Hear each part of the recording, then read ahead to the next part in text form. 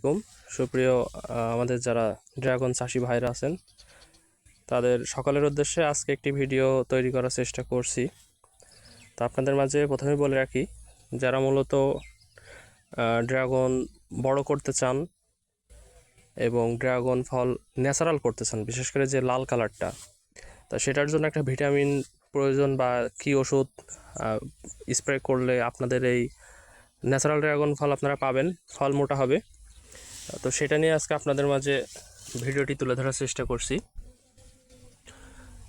চেষ্টা করবেন ভিডিওটি শুরু থেকে শেষ পর্যন্ত দেখার, তাহলে আপনাদের জন্যই উপকার হবে। আমি চেষ্টা করি আপনাদের জন্য উপকার হয় সেই বিষয় নিয়েই কিন্তু ভিডিও তুলে ধরার চেষ্টা করি। তো আপনাদের মাঝে আজকে আমি 3টা ওষুধ সাজেস্ট করব আপনাদের জন্যই আর কি, এটা সংগ্রহ করেছি। এবং যে জমিটা আপনারা দেখতে পাচ্ছেন এই জমিতেও কিন্তু প্রয়োগ করা হচ্ছে অলরেডি, ওই সামনের দিকে আর কি ওষুধ প্রয়োগ করা হচ্ছে। তো আমরা যদি একটু দেখাই,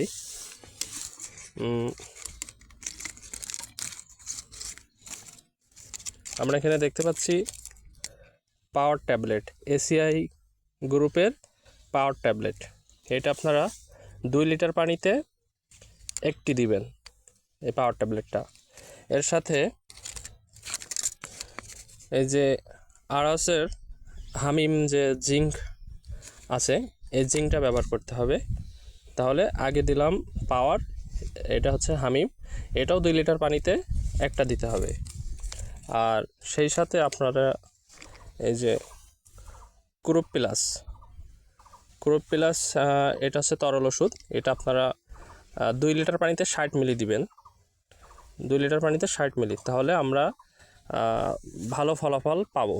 তাহলে আমরা কি বললাম, প্রথমে দিব পাওয়ার ট্যাবলেট 2 লিটার পানিতে একটা, এরপরে হামিম যে জিঙ্ক আছে সেটা 2 লিটার পানিতে একটা, এবং ক্রপ প্লাস এটা হচ্ছে যে 2 লিটার পানিতে 60 মিলি প্রয়োগ করতে হবে। এটার ফলে আপনাদের কি হবে, এটার ফলে আপনাদের যে ড্রাগনের যে সাইজটা আছে অর্থাৎ গুণগত মান হবে। অনেক সময় দেখা যায় যে বাগানে ড্রাগনের সাইজ কিন্তু 200 গ্রাম 150 গ্রাম করে হয়। তো সেই জায়গায় আপনাদের চাষের জন্য লস। তো সেই জন্য এখানে আপনাদের ভিটামিন প্রয়োগ করতে হবে, সাথে জিঙ্ক দিতে হবে, এবং যদি ন্যাচারাল কালার করতে চান অর্থাৎ লাল কালার, তার জন্য আপনাদের পাওয়ার ট্যাবলেটটা দিতে হবে। তো দর্শক, আপনাদের মাঝে ভিডিওটি তুলে ধরার জন্য আপনার চেষ্টা করেছি।